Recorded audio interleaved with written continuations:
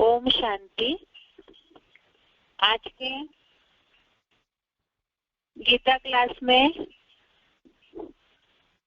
श्लोक टेस्ट के प्रश्नों का जवाब समझते हैं।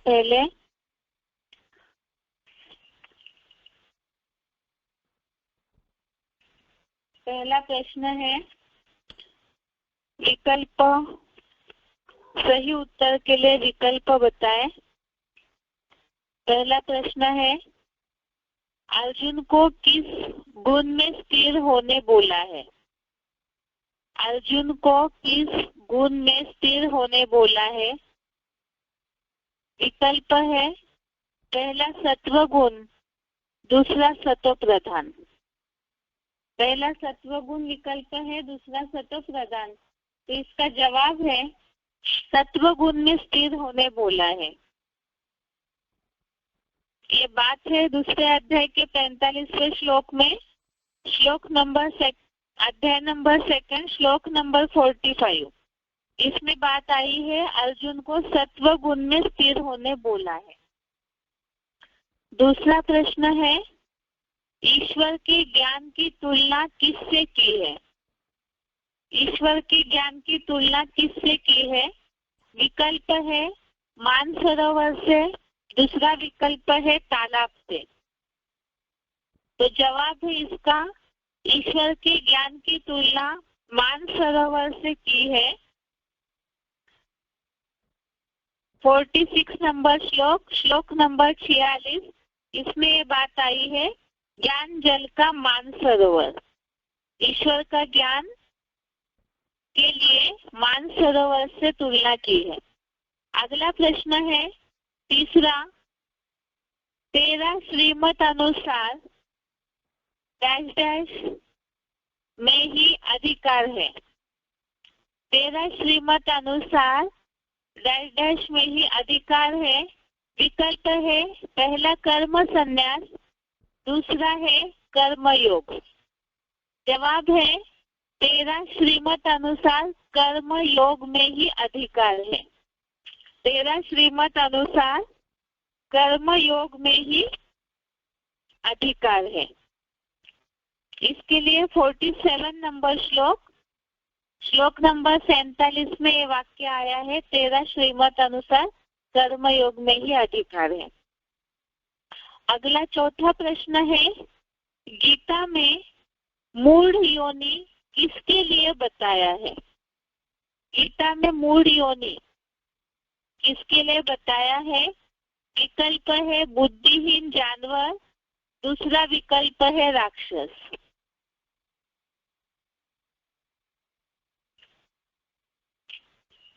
जवाब है गीता में मूढ़ योनि राक्षस योनि के लिए बताया है। राक्षसों जैसे स्वभाव संस्कार जिनके हैं उनके लिए बताया है।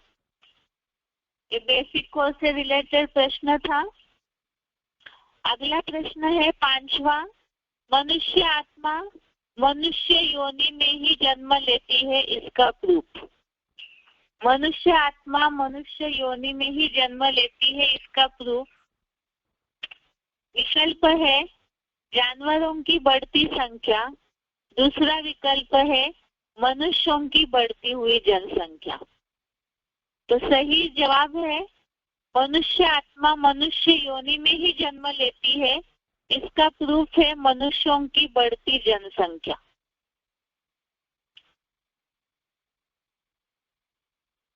अगला प्रश्न है, निम्नलिखित प्रश्नों के एक वाक्य में उत्तर बताएं।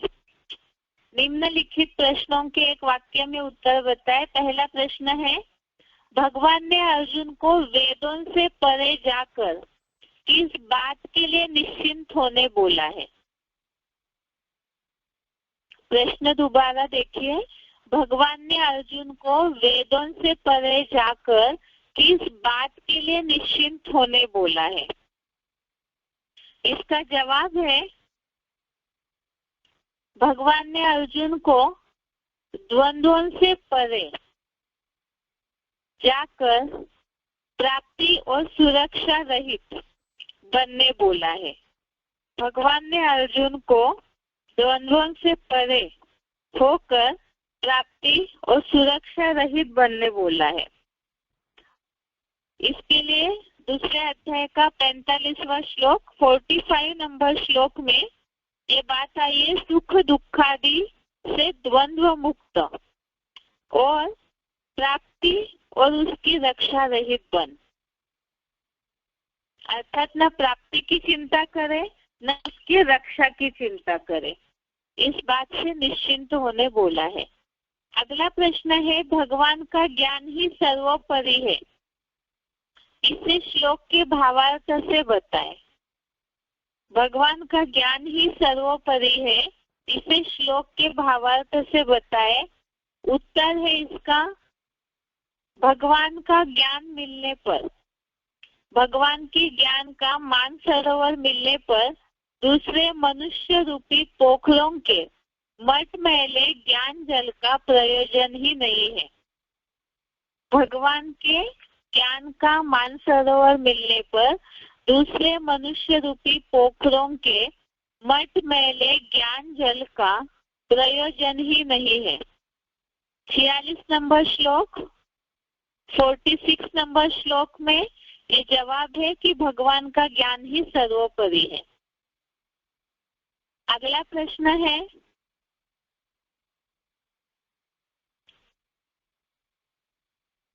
भगवत गीता अनुसार कर्म के लिए क्या श्रीमत दिया है? भगवत गीता अनुसार कर्म के लिए क्या श्रीमत दिया है?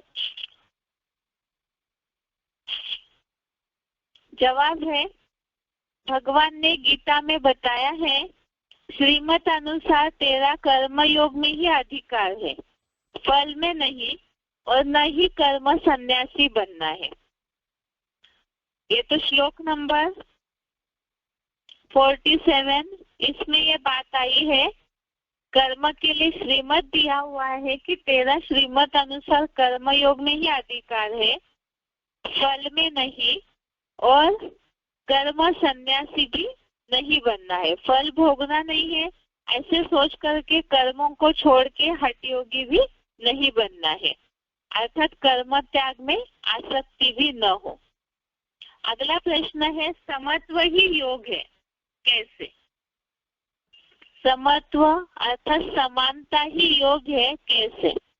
इसके लिए 48 नंबर श्लोक 48 नंबर श्लोक में इसका जवाब आया है, सफलता असफलता में द्वंद्व मुक्त हो कर्म करना, इस समत्व को ही योग कहा जाता है।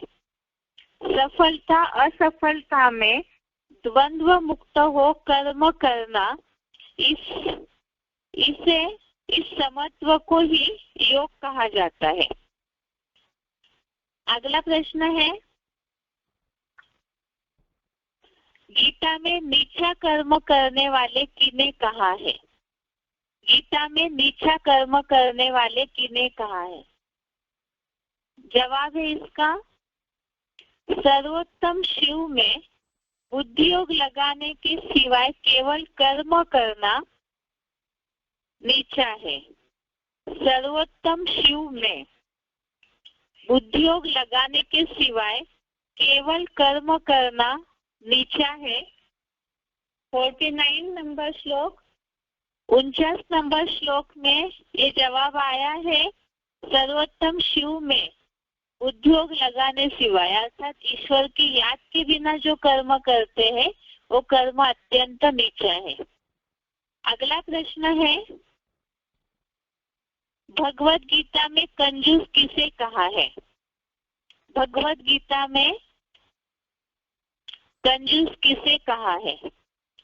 उत्तर है, कर्म फल के इच्छुक कंजूस है, क्योंकि विश्व कल्याण अर्थ कुछ देना नहीं चाहते हैं।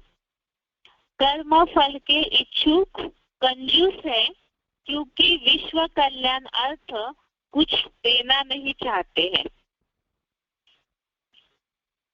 ये भी 49 नंबर श्लोक में ही है। इसमें बताया है कि कर्म फल के इच्छुक जो है वो कंजूस है, और क्लैरिफिकेशन में बात आई है, विश्व कल्याण अर्थ कुछ देना नहीं चाहते हैं।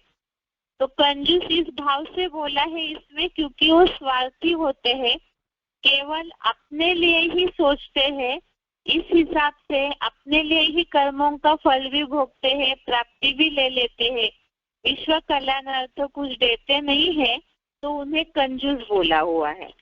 इसके लिए नीचे क्लैरिफिकेशन भी दिया हुआ है श्रीनाथ के पुजारियों का, जो बेच करके भोग बेचते हैं और खुद खा जाते हैं, इस भाव से एक एग्जाम्पल दिया है। तो इस तरह से विश्व कल्याण के लिए जो कोई कार्य नहीं करते हैं उन्हें कंजूस कहा है। अगला प्रश्न है, मनुष्य पहले बंदर था, ये किसने कहा और क्या ये सही है या नहीं है और क्यों? बेसिक कोर्स से रिलेटेड ये प्रश्न है। 84 लाख योनियों की जहाँ बात आती है, प्रश्न दोबारा रिपीट कर रहे हैं। मनुष्य पहले बंदर था, ये किसने कहा और क्या ये सही है या नहीं और क्यों? इसका जवाब है, मनुष्य पहले बंदर था, ये बात साइंस में डार्विन थ्योरी है, उसमें बोला हुआ है। डार्विन एक वैज्ञानिक का, संशोधक का नाम है।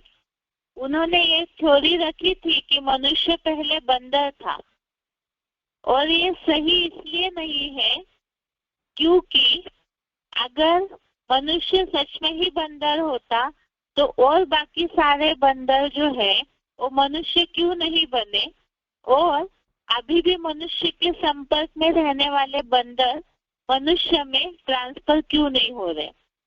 अगर ये थ्योरी सही होती कि मनुष्य बंदर है तो अभी भी वो लागू होनी चाहिए थ्योरी, अर्थात बंदर मनुष्य में ट्रांसफर होते हुए दिखने चाहिए थे।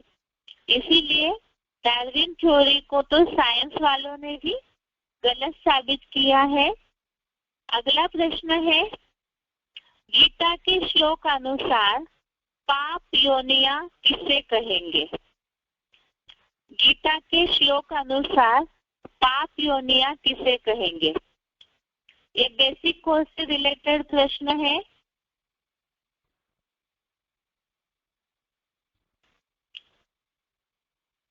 इसमें जैसे बात आई थी कि जो नीच कर्म करने, जो पाप कर्म करते हैं तो उसके रिजल्ट के रूप में स्त्रियां, वैश्या तथा शूद्र इस तरह से जन्म मिलता है, तो उन्हें पाप योनि के रूप में बताया हुआ है गीता में।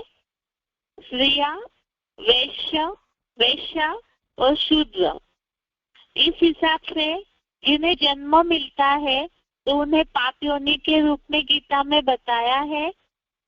ये श्लोक था 9वें अध्याय का 32वां श्लोक, अध्याय 9 श्लोक नंबर 32। इसमें ये बात आई थी कि ऐसे जो पूर्व जन्मों के कर्मों के अनुसार स्त्रिया, वैश्या तथा शूद्र ऐसे पाप योनियों में जन्म लेते हैं, और पाप योनियों में जो जन्म लेने वाले हैं उनके लिए और भी बातें बताई है कि पाप के दंड के रूप में जिन्हें जन्म मिलता है वो असुर जैसे विकारी बनकर सृष्टि चक्र में अधम गति को पाते हैं। इसे कोर्स समझाते समय अलग अलग बताया था।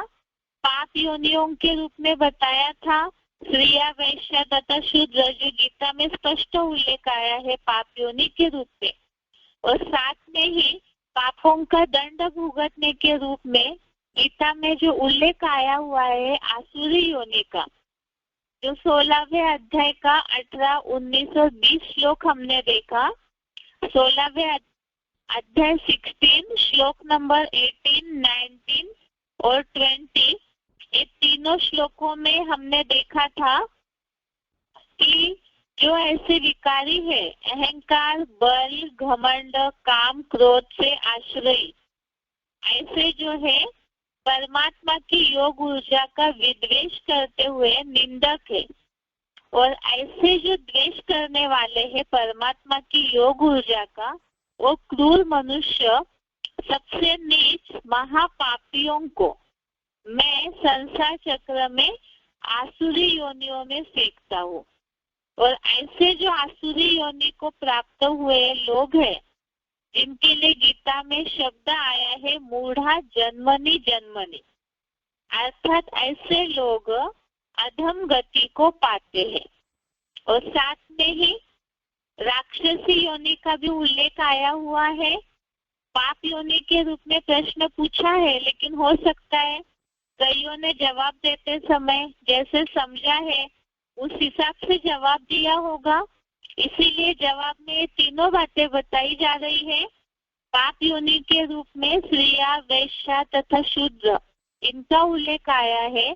और पापों के दंड के रूप में जो अति के विकारी है, उन्हें सृष्टि चक्र में आसुरी योनियों के रूप में अधम गति में जन्म मिलता है, ऐसे बोला है।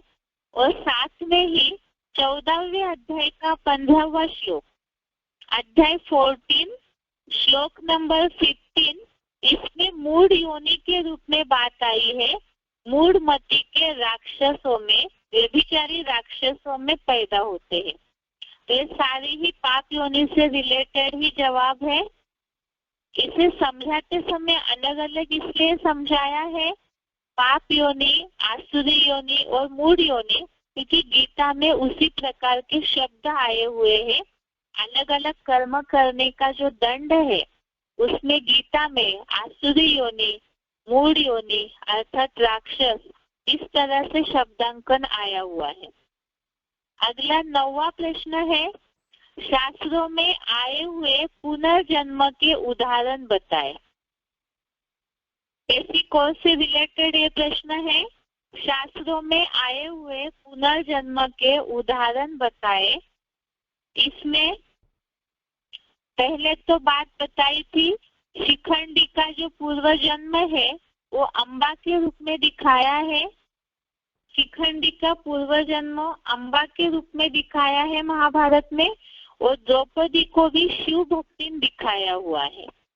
तो ये दो शास्त्रों में आए हुए पुनर्जन्म के उदाहरण है। अगली बात, अगला प्रश्न 10वां, गीता श्लोक में आया हुआ मनुष्य योनि में ही जन्म लेता है, मनुष्य योनि में ही जन्म लेता है, इसे समझाए। गीता श्लोक में आया हुआ मनुष्य योनि में ही जन्म लेता है, इसे समझाए।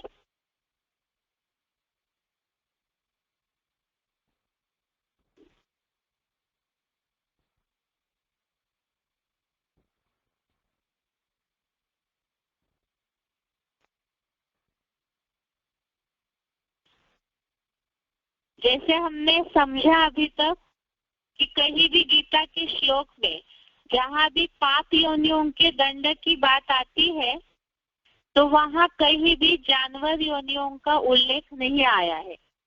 हर श्लोक में मनुष्य योनि के रूप में ही उल्लेख आया हुआ है, पापों के दंड के रूप में भी। जैसे अभी श्लोक समझे हमने, 9वें अध्याय का 32वां श्लोक या बाकी जो भी श्लोक समझे हैं, तो इसमें पाप योनि के रूप में भी स्त्रियां, वैश्य तथा शूद्र अर्थात मनुष्य योनि का ही उल्लेख आया हुआ है। या जहाँ कहीं भी आसुरी योनि, राक्षस योनि की भी बात आई है, तो वहां पर भी मनुष्य योनि का ही उल्लेख आया हुआ है। कहीं भी मनुष्य जानवर बनता है, ऐसा कहीं भी उल्लेख नहीं आया हुआ है। अगला प्रश्न है 11वां, मनुष्य जन्म दुर्लभ है, इसके लिए कहावत बताए। मनुष्य जन्म दुर्लभ है, इसके लिए कहावत बताए। बेसिक कोर्स में एक कहावत बताई थी, जो पुरातन जमाने से ये बात बोलते आए हैं, बड़े भाग मानुष तन पावा, सुर नर मुनि सब ग्रंथन गावा। मनुष्य जन्म दुर्लभ है, इसके लिए कहावत है, बड़े भाग मानुष तन पावा, सुर नर मुनि सब ग्रंथन गावा। अर्थात ये बहुत भाग्य की बात है कि मनुष्य तन मिला है, और इसके लिए सारे ग्रंथों में भी गाया हुआ है, ऐसे इसका भावार्थ है। अगला प्रश्न है,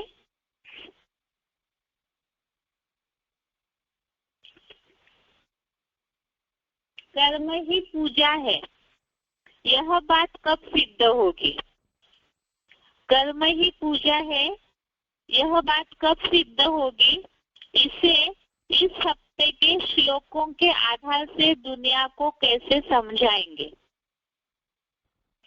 जैसे मुर्गियों में तो शिव बाबा ने ये बात बोली है, बाहर की दुनिया के ऑफिसर इस बात को समझते हैं कि कर्म ही पूजा है, अर्थात इस दुनिया में जो कर्म किए जा रहे हैं इसमें पाप पुण्य का कुछ भी महत्व दिए बिना कर्म करते हैं तो वास्तव में ऐसे कर्मों की पूजा नहीं होती है। अगर बाहर की दुनिया के ऑफिसर्स या जो भी लोग समाज सेवक है, बहुत ऐसे लोग हैं जो केवल समाज सेवा करना चाहते हैं, दुनिया का गरीबों का कल्याण करना चाहते हैं, या बहुत ऐसे नेताएं हैं वो सोचते हैं कर्म ही पूजा है, प्रजा का सेवा ही हमारा सब कुछ है, लेकिन उसमें पाप पुण्य का ध्यान नहीं देते हैं, तो ऐसे कर्मों की पूजा नहीं होती है। इसीलिए कलयुगी दुनिया में जो भी मनुष्य कर्म कर रहे हैं उनके किसी के भी कर्मों की पूजा नहीं होती है।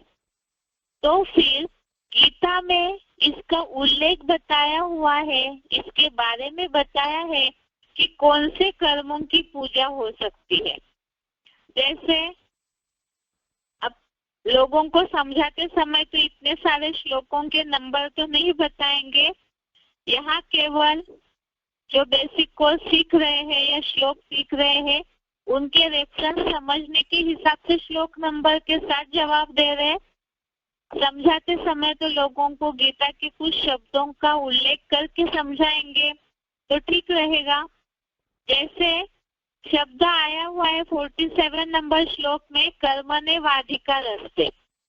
इस श्लोक में जो बात आई है कि तेरा श्रीमत अनुसार कर्म योग में ही अधिकार है, सांसारिक फल में कभी भी नहीं। अर्थात श्रीमत अनुसार भगवान ने जो भगवत गीता में श्रीमत दिया है, डायरेक्शन दिया है, उसी अनुसार भगवान की याद में जो कर्म करेंगे वही यादगार बन जाता है। देवी देवताओं की पूजा होती है क्योंकि उनके जो मूर्तियां हैं वो स्थिर दिखने में आती है, अर्थात हमेशा ही उनकी जो अवस्था है वो योग की अवस्था दिखती है। इसी तरह से जो परमात्मा की याद में रहकर कर्म करेंगे, श्रीमत का ध्यान देकर के कर्म करेंगे, तो उसी में ही अधिकार ये समझते हैं और साथ में ही कर्म के बाद फल की इच्छा नहीं रखेंगे और साथ में ही कर्म सन्यासी भी नहीं बनेंगे। कर्म करना है लेकिन कर्म योगी बनकर श्रीमत का ध्यान देकर जो कर्म करेंगे याद में रहकर, वही यादगार बन जाता है। और साथ में ही जैसे गीता में बताया है 48 नंबर श्लोक में कि सफलता असफलता में समान होकर, अर्थात इसकी रिजल्ट की परवाह न करके केवल विश्व कल्याणार्थ समत्व अर्थात समान रह करके बुद्धि का बैलेंस रख करके जो कर्म किए जाते हैं जिसमें कोई फल की अपेक्षा नहीं रखेंगे, तो ऐसे फल जो है उसकी ही ऐसे जो कर्म है उनकी पूजा होती है। और साथ में ही जैसे बताया हुआ है कि अभी के मनुष्यों की पूजा इसलिए नहीं होती है, जो भी कर्म करते हैं, बहुत मेहनत करते हैं, समाज सेवा करते हैं, लेकिन आज की कलयुगी दुनिया में जो मनुष्य कर्म कर रहे हैं उनकी पूजा इसलिए नहीं होती है। और लोगों के हिसाब से, कलयुगी समाज के हिसाब से वो अच्छे कर्म भले ही हो, लेकिन भगवत गीता में बताया है 49 नंबर श्लोक में, परमात्मा में उच्चतम सर्वोत्तम शिव में बुद्धियोग लगाने के सिवाय केवल कर्म करना अति नीचा है। ये बात दुनिया को क्लियर करनी है कि भगवान की याद के सिवाय जो कर्म किए जाते हैं वो नीच कर्म है, क्योंकि जहाँ याद नहीं है भगवान की वहां पे कहीं ना कहीं देहभान आएगा जरूर और स्वार्थ आएगा जरूर, और जहाँ स्वार्थ पूर्ति हेतु कहीं ना कहीं कर्म फल की इच्छा रखकर कर्म किया जाता है तो उसकी पूजा नहीं हो सकती है। इसीलिए ही देवी देवताओं की पूजा होती है, क्योंकि उन्होंने भगवान की याद में रहकर कर्म किए हैं। और भगवत गीता में भी यही बात बताई है कि कर्म योग में ही विश्व कल्याण अर्थ जो कर्म किए जाते हैं उसी में ही वास्तव में अधिकार है। उसके लिए कर्म छोड़ के हठ योगी बनकर बैठेंगे तो भी कर्मों की पूजा नहीं होगी। सहज सहज कर्म करना है और वो भी याद में रह कर के कर्म करना है। इसी से रिलेटेड आज जो हम श्लोक पढ़ने वाले हैं उसमें और अच्छे से बताया है कि कर्मों में कुशलता ही योग है, अर्थात याद में रहकर जो कर्म करते हैं उसमें अपने आप ही कुशलता आएगी और स्वतः ही उसका रिजल्ट भी अच्छा ही आएगा। तो इसीलिए ऐसे कर्मों की ही पूजा होती है और तभी ये बात सिद्ध होगी जब भगवान की याद में रहकर कर्म करेंगे वो यादगार बन जाएगा और वो कर्म पूजा योग्य बन जाता है, जैसे कि देवताओं के कर्म। अगला प्रश्न है,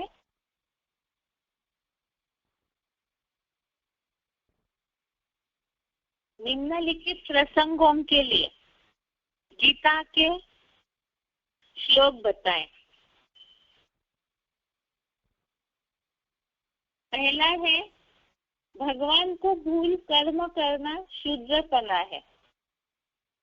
भगवान को भूल करके कर्म करना शूद्रपना है। इसके लिए 49 नंबर श्लोक, 49 नंबर श्लोक है, दूरेन हेवरम कर्म बुद्धि योगा धनंजय बुद्धो शरणम अन्विच्छ कृतना फल हेतवः। और इसका अर्थ है, हे ज्ञान धन जेता अर्जुन, एक सर्वोत्तम शिव में बुद्धियोग लगाने सिवाय केवल कर्म करना अति नीचा है। प्रश्न में इसी शब्द को इस प्रकार से लिया था, भगवान को भूल कर्म करना शूद्रपना है। भावार्थ में ये बात आई है केवल कर्म करना अति नीचा है। धर्म पिताओं जैसे बुद्धिमानों की भी बुद्धि त्रिनेत्री शिव बाबा की शरण ले कर्म फल के इच्छुक कंजूस है, विश्व कल्याणार्थ कुछ देना नहीं चाहते हैं।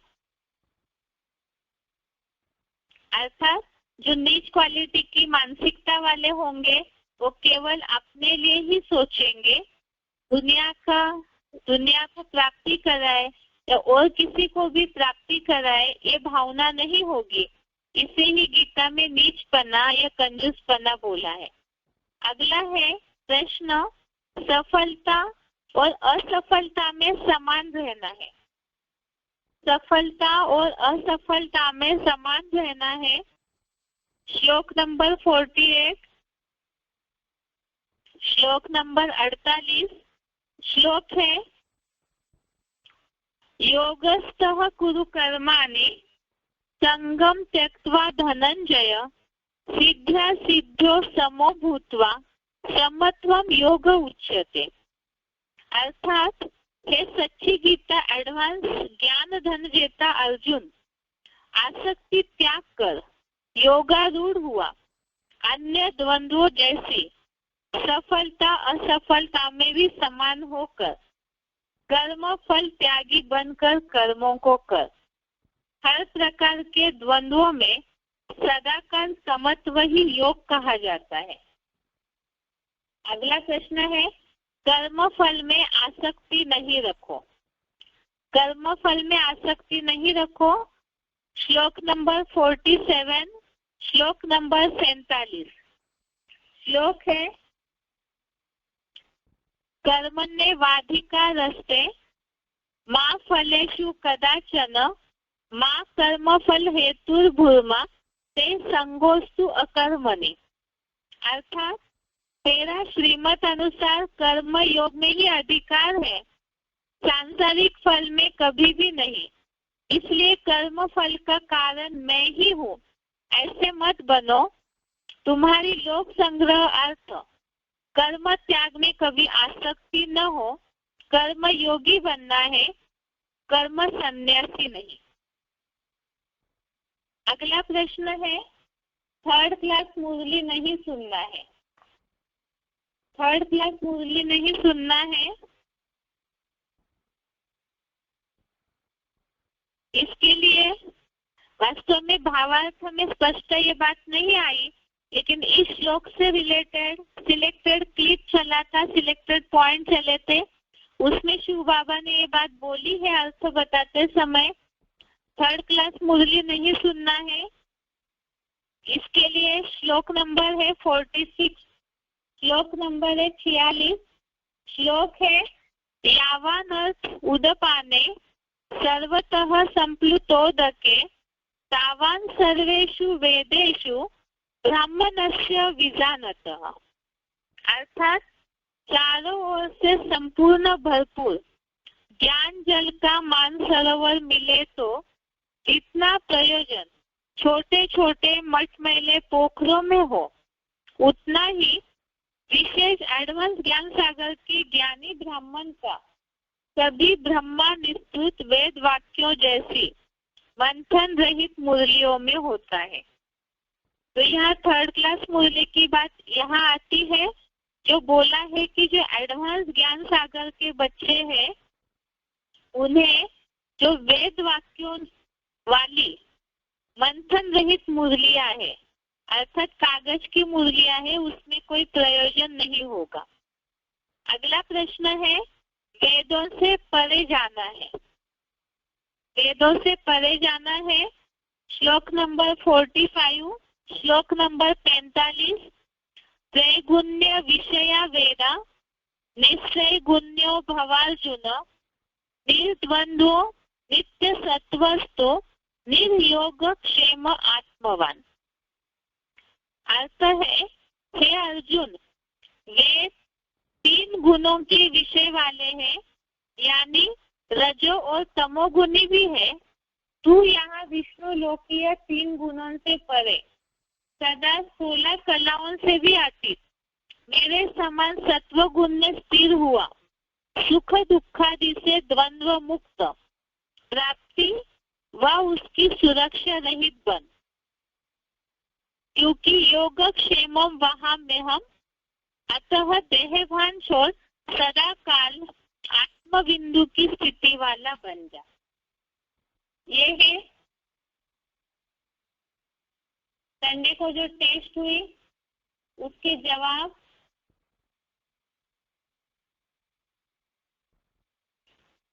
अभी आगे आज का श्लोक देखते हैं।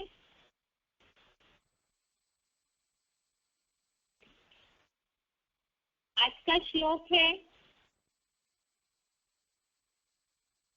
दूसरे अध्याय का 50 नंबर श्लोक।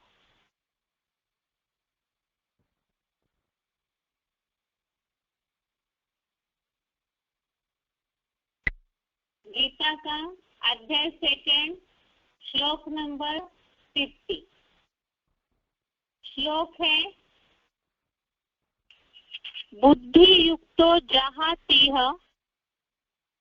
उभे सुकृत दुष्कृते तस्माद् योगाय युज्यस्व योगः कर्मसु कौशलम।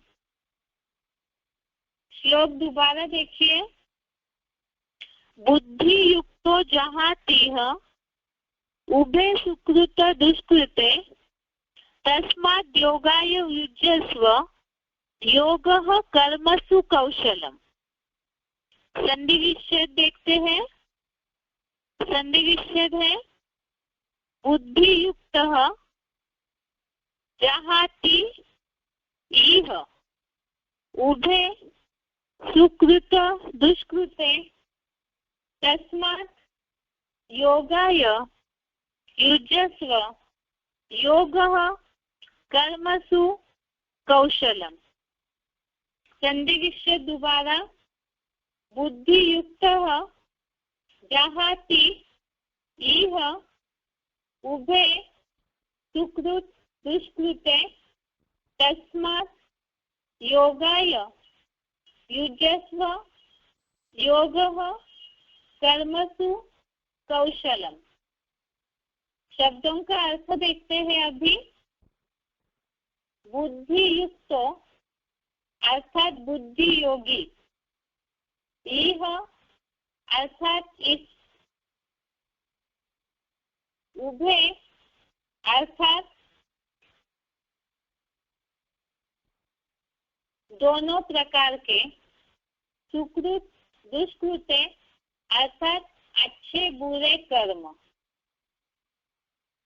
जहाति अर्थात छोड़ देता है, कर्मसु कौशलम अर्थात कर्मों में कुशलता ही, योग योगः अर्थात योग है, तस्मात् अर्थात अतः, योगाय युज्यस्व अर्थात योग में जुट जा। शब्दों का अर्थ दोबारा देखिए। बुद्धि युक्त अर्थात बुद्धि योगी, इह अर्थात इस, उभे अर्थात दोनों प्रकार के, सुकृत दुष्कृते अर्थात अच्छे और बुरे कर्म, जहाति अर्थात छोड़ देता है, कर्मसु कौशलम अर्थात कर्मों में कुशलता ही, योगः अर्थात योग है, तस्मात् अर्थात अतः, योगाय युज्यस्व अर्थात योग में जुट जा।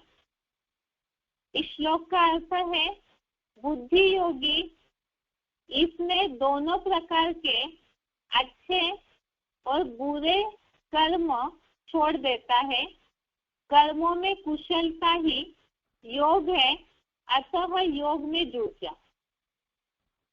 जैसे इसके पहले श्लोक में हमने देखा है, जो बोला कि परमात्मा में बुद्धि लगाने के सिवाय कर्म करना नीचा है, अर्थात परमात्मा में बुद्धि लगाना ये कर्मों में कंपल्शन है, क्योंकि उसके बिना सात्विकता आ ही नहीं सकती है।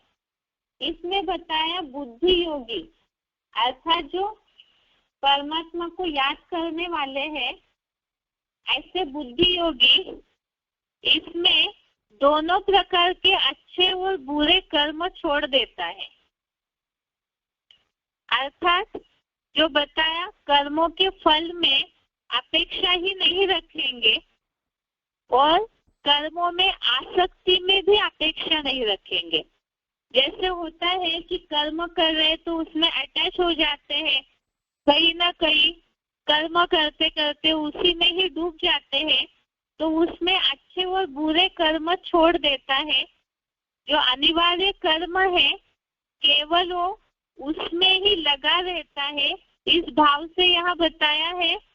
और साथ में ही कर्मों में कुशलता ही योग है, अर्थात कर्म जो है कुशलता पूर्वक करना, सही रीति करना, वो कुशलता ही योग है, अर्थात उनमें वो निपुण होंगे, होशियार होंगे। इस भाव से कर्मों में कुशलता ही योग है, अतः योग में जुट जाओ।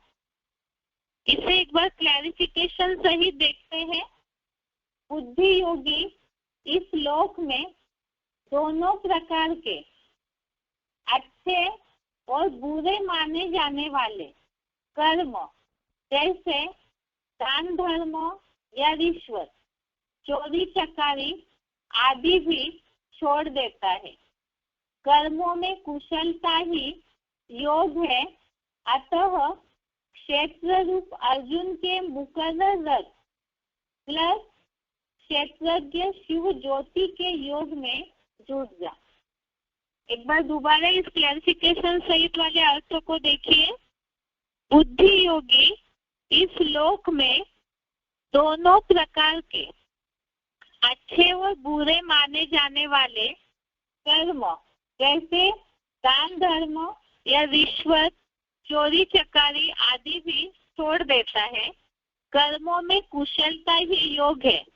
अतः क्षेत्र रूप अर्जुन के मुकर्रर रथ प्लस क्षेत्रज्ञ शिव ज्योति के योग में जुट जा। इसमें यहाँ जो बात आई है, बुद्धि योगी अर्थात जो परमात्मा में योग लगाने वाले हैं, ईश्वर में ही जो बुद्धि लगाने वाले हैं, इस लोक में अर्थात इस कलयुगी दुनिया में जो दोनों प्रकार के अच्छे और बुरे माने जाने वाले कर्म, अर्थात इस कलयुगी दुनिया में दान धर्मों को अच्छा माना जाता है, या तो बुरे कर्म जो है जैसे रिश्वत लेना, चोरी चकारी आदि, ये जो बुरे कर्म है, तो बुद्धि योगी अर्थात परमात्मा में जो बुद्धि लगाने वाले हैं, तो वो ये दोनों कर्मों को छोड़ देंगे। दान धर्मों को दुनिया में अच्छा माना जाता है और रिश्वत चोरी चकारी को बुरा माना जाता है, तो परमात्मा में योग लगाने वाले इस लोक के जो समझे जाते हैं अच्छे बुरे कर्म, उन दोनों को भी छोड़ देता है।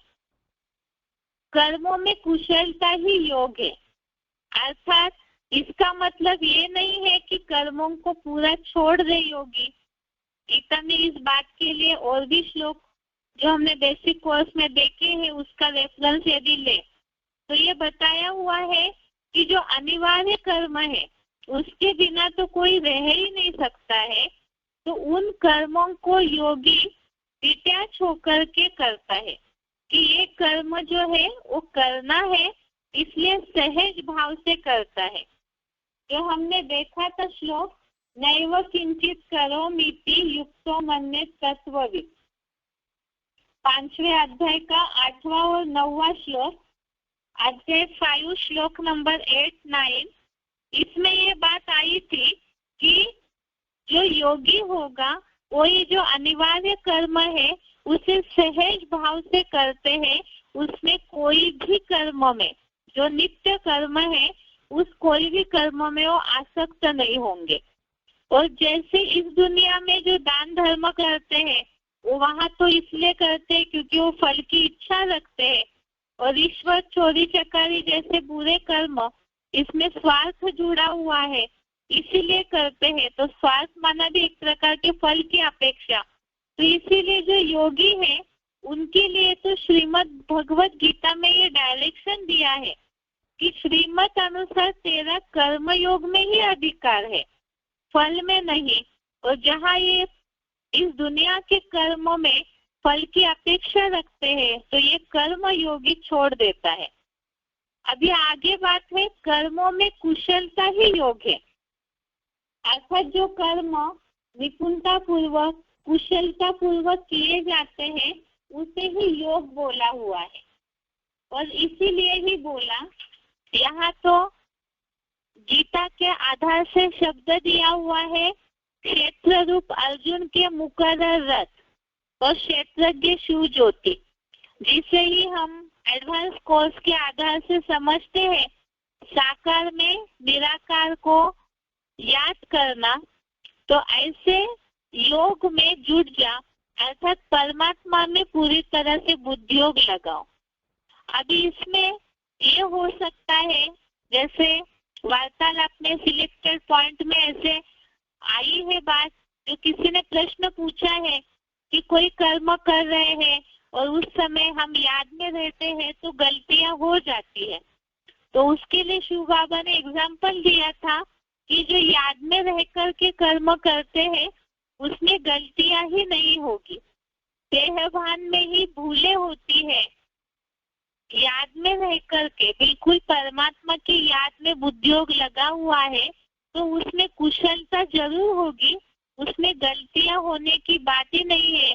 जैसे उदाहरण दिया था कि दूध उबालने रखा है और कोई कहे हम याद में थे तो दूध उबल के चला गया, लेकिन वास्तव में शिव बाबा ने इसी का उदाहरण देके बोला कि याद में रहेंगे तो कर्मों में अलर्टनेस होगा, अटेंशन होगा, जैसे अव्यक्त वाणियों में ये बात आती है, जहाँ बाप है वहाँ पाप नहीं, और जहाँ पाप है वहाँ बाप नहीं।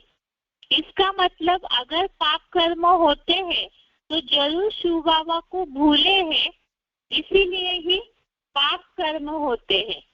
वो पाप कर्म न हो इसीलिए तो भगवत गीता में वास्तव में श्रीमत इसीलिए दिया है, सारा कर्मों की थ्योरी के लिए ही। अगर सारे अध्यायों को अच्छी तरह से हम देखेंगे तो कर्म की थ्योरी के बारे में ही हर अध्याय में, हर श्लोक में कहीं न कहीं उल्लेख है। तो इसी तरह से याद में रह करके जो कर्म करते हैं उसमें गलतियां नहीं होगी, इसीलिए बोला है कर्मों में कुशलता ही योग है। योग किसे कहा जाए?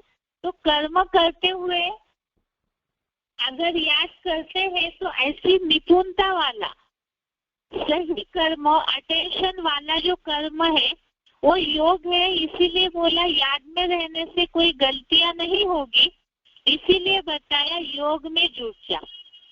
तो इसीलिए ही इन बातों में होना चाहिए कि बुद्धि योगी, अर्थात बुद्धि का योग सदैव शिव बाबा के साथ जुड़ा हुआ हो।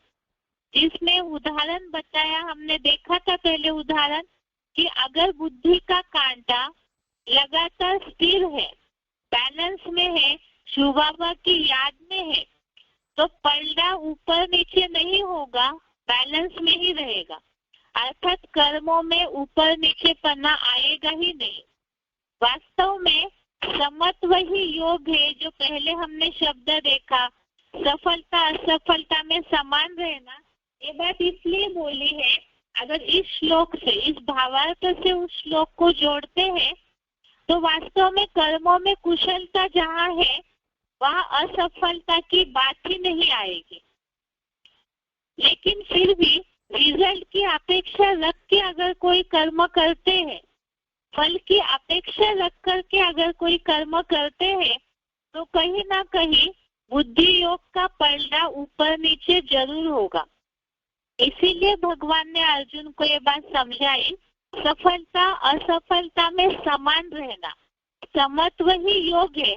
और आज के श्लोक के भावार्थ से हमने समझा कि अगर कर्मों में कुशलता ही योग है तो याद में रहेंगे तो गलतियां होने की बात ही नहीं आती है, और गलतियां हो रही है तो इसका मतलब कहीं ना कहीं शिव बाबा को भूले हुए हैं।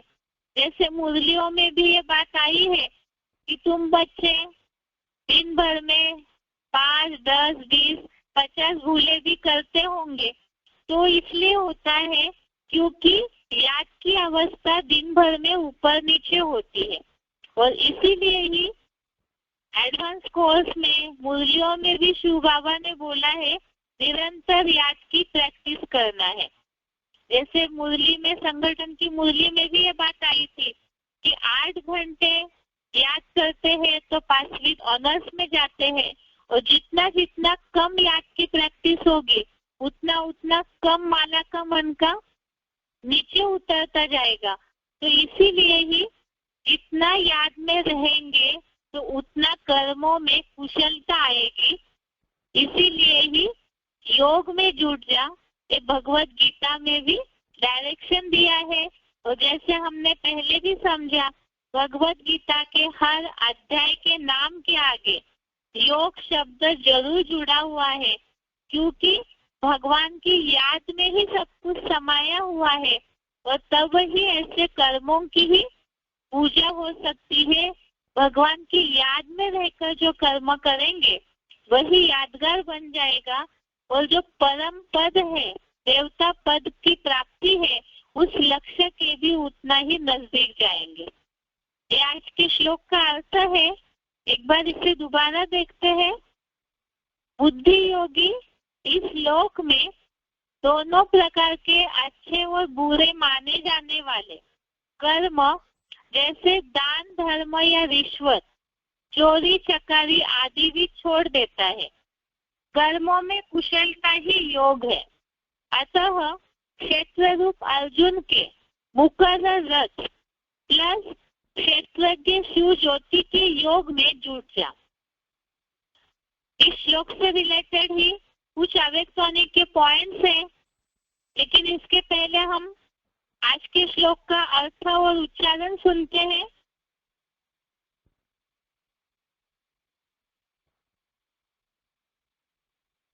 बुद्धियुक्तो जहातीह उभे सुकृतदुष्कृते तस्माद्योगाय युज्यस्व योगः कर्मसु कौशलम्।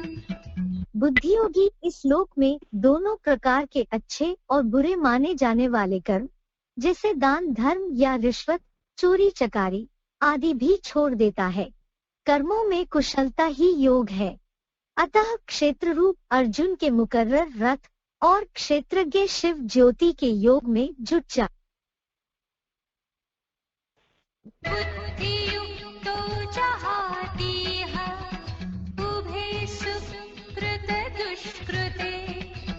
तस्माद्योगाय युज्यस्व योगः कर्मसु कौशलम्। बुद्धियोगी इस श्लोक में दोनों प्रकार के अच्छे और बुरे माने जाने वाले कर्म, जैसे दान धर्म या रिश्वत, चोरी चकारी आदि भी छोड़ देता है। कर्मों में कुशलता ही योग है।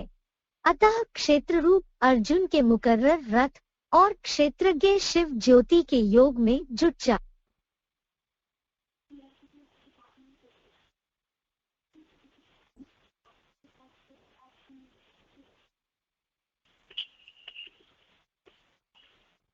आगे अव्यक्तवाणी का पॉइंट। अव्यक्तवाणी डेट है 18 अप्रैल 82। अव्यक्तवाणी डेट है 18 अप्रैल 82। पॉइंट है कर्मयोगी बन कर्म करने वाले कभी भी कर्म के बंधन में नहीं आते हैं। वे सदा बंधन मुक्त योग युक्त होते। कर्मयोगी कभी अच्छे बुरे कर्म करने वाले व्यक्ति के प्रभाव में नहीं आते। ऐसा नहीं कि कोई अच्छा कर्म करने वाला कनेक्शन में आए तो उसकी खुशी में आ जाओ, और कोई अच्छा कर्म न करने वाला संबंध में आए तो गुस्से में आ जाओ या उसके प्रति ईर्ष्या व घृणा पैदा हो। यह भी कर्म बंधन है। कर्म योगी के आगे कोई कैसे भी आ जाए, सदा स्वयं सदा न्यारा और प्यारा रहेगा। नॉलेज द्वारा जानेगा, इसका यह पाठ चल रहा है। घृणा वाले से स्वयं भी घृणा कर ले, यह हुआ कर्म का बंधन। ऐसे कर्म के बंधन में आने वाला एक रस नहीं रह सकता। पॉइंट दोबारा पढ़ रहे हैं। अव्यक्तवाणी की डेट दोबारा 18 अप्रैल 82। पॉइंट है कर्मयोगी बन कर्म करने वाले कभी भी कर्म के बंधन में नहीं आते हैं। वे सदा बंधन मुक्त योग युक्त होंगे। कर्मयोगी कभी अच्छे बुरे कर्म करने वाले व्यक्ति के प्रभाव में नहीं आते। ऐसा नहीं कि कोई अच्छा कर्म करने वाला कनेक्शन में आए तो उसकी खुशी में आ जाओ, और कोई अच्छा कर्म न करने वाला संबंध में आए तो गुस्से में आ जाओ या उसके प्रति ईर्ष्या व घृणा पैदा हो। यह भी कर्म बंधन है। कर्म योगी के आगे कोई कैसे भी आ जाए, स्वयं सदा न्यारा और प्यारा रहेगा। नॉलेज द्वारा जानेगा, इसका यह पाठ चल रहा है। घृणा वाले से स्वयं भी घृणा कर ले, यह हुआ कर्म का बंधन। ऐसा कर्म के बंधन में आने वाला एक रस नहीं रह सकता। अगला पॉइंट है अव्यक्तवाणी डेट 23 जनवरी 87। अव्यक्तवाणी डेट 23 जनवरी 87। पॉइंट है कर्मयोगी हर कर्म में स्वतः ही सफलता को प्राप्त करता है। कर्मयोगी आत्मा कर्म का प्रत्यक्ष फल उसी समय भी अनुभव करता और भविष्य भी जमा करता। तो डबल फायदा हो गया ना। ऐसे डबल फायदा लेने वाली आत्माएं हो। कर्मयोगी आत्मा कभी कर्म के बंधन में नहीं फंसेगी, सदा न्यारे और सदा बाप के प्यारे। पॉइंट दोबारा, अलेक्सानी डेट 23 जनवरी 87। कर्मयोगी हर कर्म में स्वतः ही सफलता को प्राप्त करता है। कर्मयोगी आत्मा कर्म का प्रत्यक्ष फल उसी समय भी अनुभव करता और भविष्य भी जमा करता। तो डबल फायदा हो गया ना। ऐसे डबल फायदा लेने वाली आत्माएं हो। कर्मयोगी आत्मा कभी कर्म के बंधन में नहीं फंसेगी, सदा न्यारे और सदा बाप के प्यारे। अगला पॉइंट है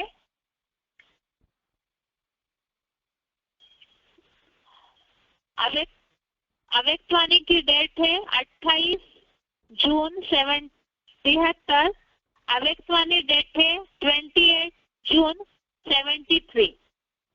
पॉइंट है जो कर्म याद में रहकर करते हैं वह कर्म यादगार बन जाता है। क्या ऐसे यादगार मूर्ता अर्थात कर्मयोगी बने हो? कर्मयोगी अर्थात हर कर्म योग युक्त, युक्ति युक्त, शक्ति युक्त हो। पॉइंट दोबारा, डेट 28 जून 73। जो कर्म याद में रहकर करते हैं वह कर्म यादगार बन जाता है। क्या ऐसे यादगार मूर्त अर्थात कर्मयोगी बने हो? कर्मयोगी अर्थात हर कर्म योग युक्त, युक्ति युक्त, शक्ति युक्त हो। अगला पॉइंट है अवेक्तवाणी डेट 20 दिसंबर 92। अवेक्तवाणी डेट 20 दिसंबर 92। यथार्थ याद अर्थात सर्वशक्ति संपन्न हर कर्म में याद अर्थात सफलता हो, इसको कहा जाता है कर्मयोगी। आपके योग का नाम बैठा बैठा योगी है या कर्मयोगी नाम है। जैसे कर्म के बिना रह नहीं सकते वैसे हर कर्म योग के बिना कर नहीं सकते, इसको कहा जाता है कर्मयोगी।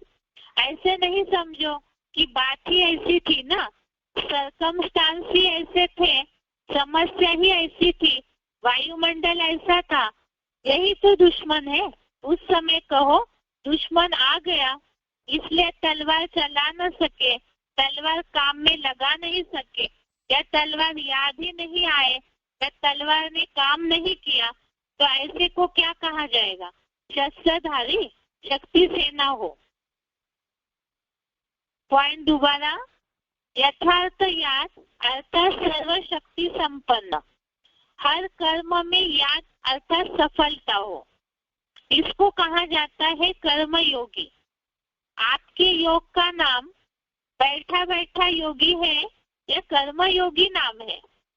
जैसे कर्म के बिना रह नहीं सकते वैसे हर कर्म योग के बिना कर नहीं सकते, इसको कहा जाता है कर्मयोगी। ऐसे नहीं समझो कि बात ही ऐसी थी ना, सरकमस्टांस ही ऐसे थे, समस्या ही ऐसी थी, वायुमंडल ही ऐसा था, यही तो दुश्मन है। उस समय कहो दुश्मन आ गया इसलिए तलवार चला न सके, तलवार काम में लगा नहीं सके, या तलवार याद ही नहीं आए, या तलवार ने काम नहीं किया, तो ऐसे को क्या कहा जाएगा? शस्त्रधारी, शक्ति सेना हो। तो ये जो भी पॉइंट है इसमें कर्मयोगी की बात बताई है। जैसे अभी जो पॉइंट पढ़ा उसमें बोला है कि कर्म किया उसका रिजल्ट असफलता है, मतलब याद में नहीं किया जैसे दुश्मन आया और उस समय तलवार उठा नहीं, याद नहीं, तो क्या फायदा है।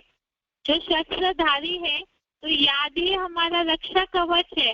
अर्थात हर कर्म याद के रक्षा कवच में रहकर करेंगे तो असफलता मिलेगी नहीं और न ही पाप बनेगा। इसीलिए बताया है कि ये बहाने नहीं होने चाहिए कि परिस्थिति ऐसी थी, समस्या ऐसी थी। जैसे दूध का उदाहरण दिया कि दूध उबल जाए और गिर जाए तो कहे कि याद में थे, तो ये भी गलत है। या परिस्थिति पार हो गई उसके बाद याद करते हैं तो वो भी गलत है। इसीलिए याद में रहकर कर्म करने की जितनी प्रैक्टिस होगी तो उतना ही कर्म योगी, जो बोला है हर कर्म याद में, अर्थात सफलता। तो याद में रहेंगे तो रिजल्ट में सफलता जरूर मिलेगी। ये है आज का श्लोक और इससे रिलेटेड पॉइंट्स।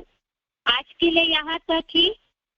कल हम थोड़ा रिवीजन करके ये देखेंगे कि मनुष्य जन्म दुर्लभ बोला है तो मनुष्य तो द्वापर युग से ही जन्म लेते आए हैं। मनुष्य शरीर में ही जन्म मिला है, लेकिन द्वापर युग से ही देहभान के कारण नीचे उतरते उतरते आसुरों जैसे बन गए, संख्य रंग से राक्षसों जैसे कर्म करने वाले बन गए, जानवरियत के संस्कार आने लगे। तो इसीलिए ही एक ही अंतिम जन्म है जहाँ परमात्मा आकर के कर्म की थ्योरी बताते हैं, जहाँ पर ही मनन चिंतनशील हो जाता है मनुष्य। जैसे जानवर समझ शक्ति नहीं होती है और मनुष्यों में समझ शक्ति होती है, लेकिन कलयुग अंत में आते आते कलाएं कम होने के कारण मनन चिंतन बंद हो जाता है, पत्थर बुद्धि बन जाते हैं, जानवर बुद्धि बन जाते हैं। तो सृष्टि चक्र या काल चक्र में एक ही ऐसा जन्म है जहाँ परमात्मा के द्वारा मनुष्य अपना उद्धार करते हैं और वही जन्म वास्तव में श्रेष्ठ जन्म या दुर्लभ जन्म बोला है। इस जन्म में पुरुषार्थ करके ऊंचा उठ के मनुष्य ही देवता अर्थात पूजनीय बन जाते हैं। तो इससे समझने के लिए या जिज्ञासुओं को इस बात को रूप सहित समझाने के लिए सृष्टि चक्र का शॉर्ट में परिचय हम समझेंगे कल। आज के लिए यहाँ तक ही। ओम शांति।